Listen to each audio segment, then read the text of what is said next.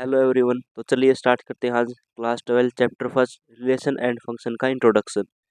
हर exercise हम introduction करेंगे। जैसे एक्सरसाइज 1.1 है, उसके बेसिक कंसेप्ट को देखेंगे, फिर हम एक्सरसाइज करेंगे। उससे थोड़ा इजी हो जाएगा। सारा का सारा इंट्रोडक्शन एक ही वीडियो में ना पढ़ के हम थोड़े थोड़े पार्ट में डिवाइड करके पढ़ेंगे, जिससे मुझे लगता है कि आपको ज़्यादा समझने में ईजी रहेगा। सबसे पहले हम पढ़ेंगे रिलेशन होता क्या। फंक्शन को हम आगे देखेंगे नेक्स्ट वीडियोज़ में। रिलेशन के बारे में देख लेते हैं पहले क्या होता है। रिलेशन का अगर मैं जर्नल लाइफ में, सोशल लाइफ में पूछूं आपसे कि क्या होता है रिलेशन, रिलेशन का क्या मतलब होता है, जैसे चाचा का भतीजे के साथ, पापा का अपने बेटे के साथ, भाई का अपने बहन के साथ, या फिर भाई का दादी के साथ, दादा के साथ है, या फिर हमारा मम्मी के साथ है, मामा के साथ है, इस तरीके का रिलेशन। ऐसे ही यहाँ पे क्या होता है, मैथ के अंदर एक सेट का दूसरे सेट के साथ रिलेशन होता है। अब सेट के बारे में तो आपने पढ़ा ही है। सेट क्या होता है, सबसे पहले हम सेट के बारे में ही थोड़ा सा पढ़ेंगे। बाकी क्लास 11th के आपने पढ़ा है। सेट क्या होता है, well defined defined collection of of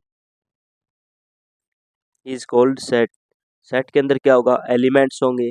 जैसे मान लो ए सेट है, उसे हम मिडिल में लिखते हैं ब्रैकेट में सेट को। इसके अंदर है, एक सेट के अंदर मान लो 1 और 2 है। बी के अंदर 3 और 4 है।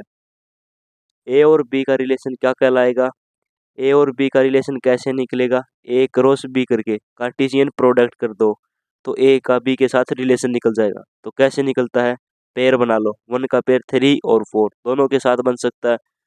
तो 1 का रिलेशन 3 के साथ, 1 का रिलेशन 4 के साथ, फिर 2 का रिलेशन 3 और 4 के साथ भी हो सकता है, 2 के या 4 के साथ भी रिलेशन।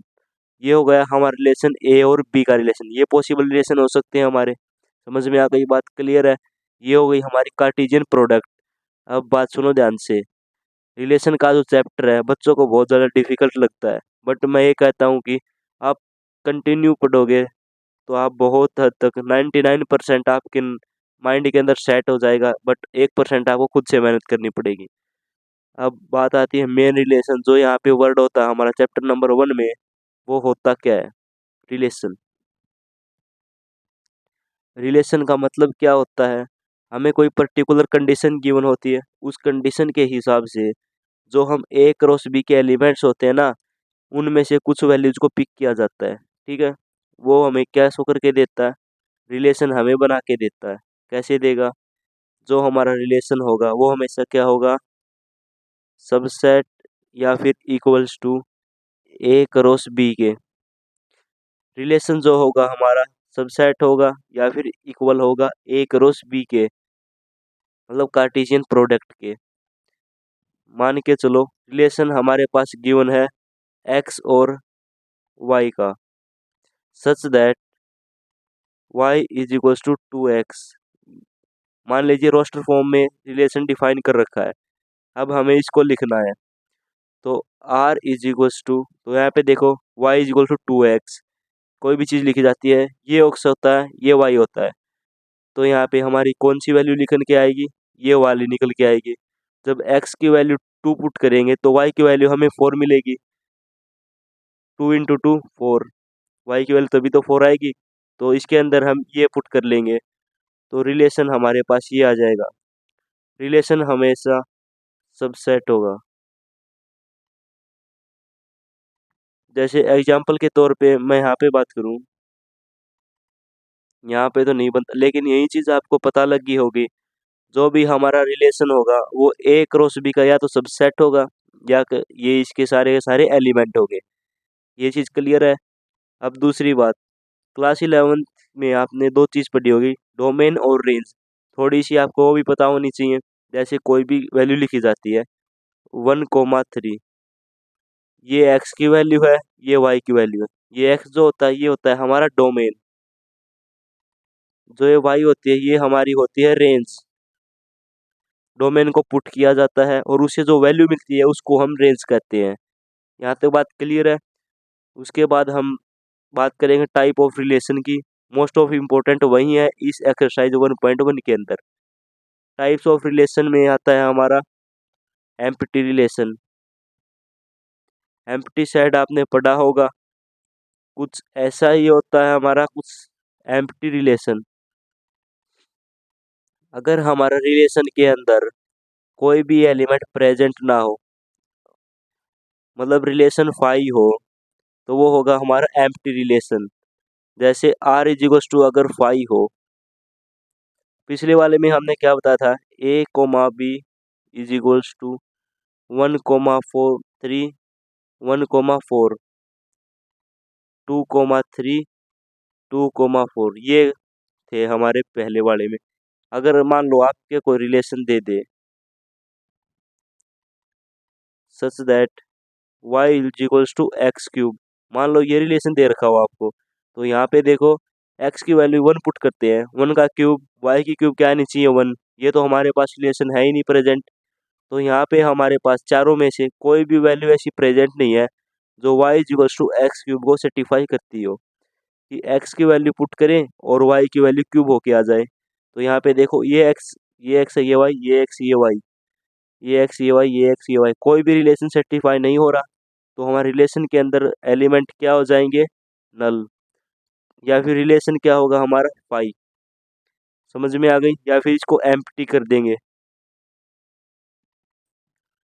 सेकंड आता है हमारा यूनिवर्सल।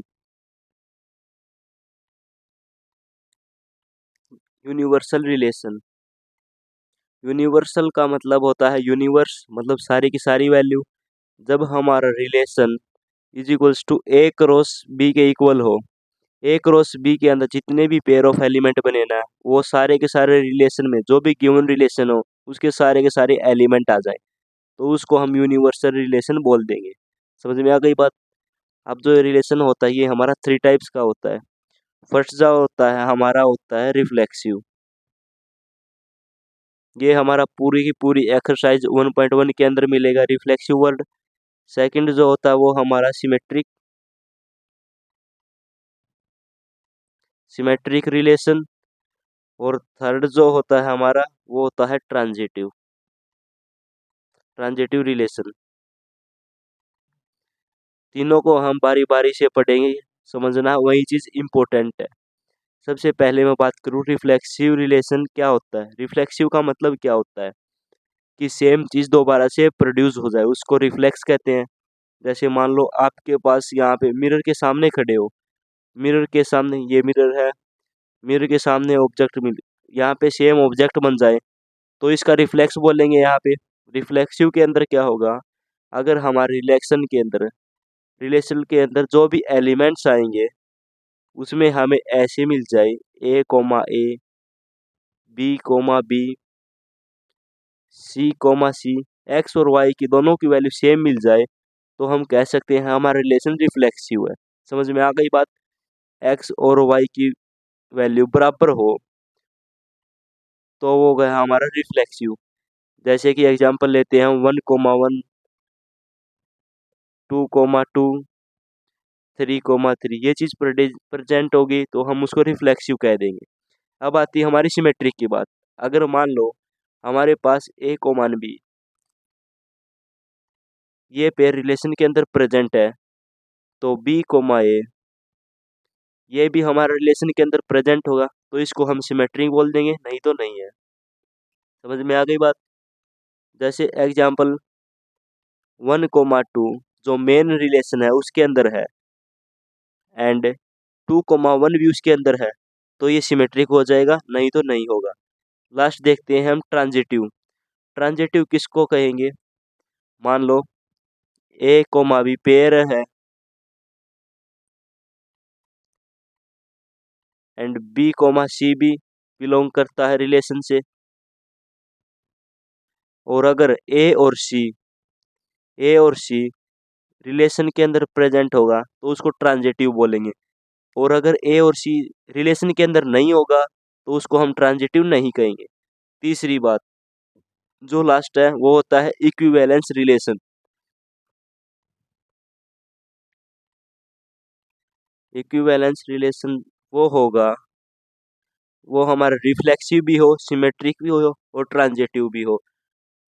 जो इन तीनों को सेटिस्फाई करेगा, उसको हम बोलेंगे इक्विवेलेंस रिलेशन।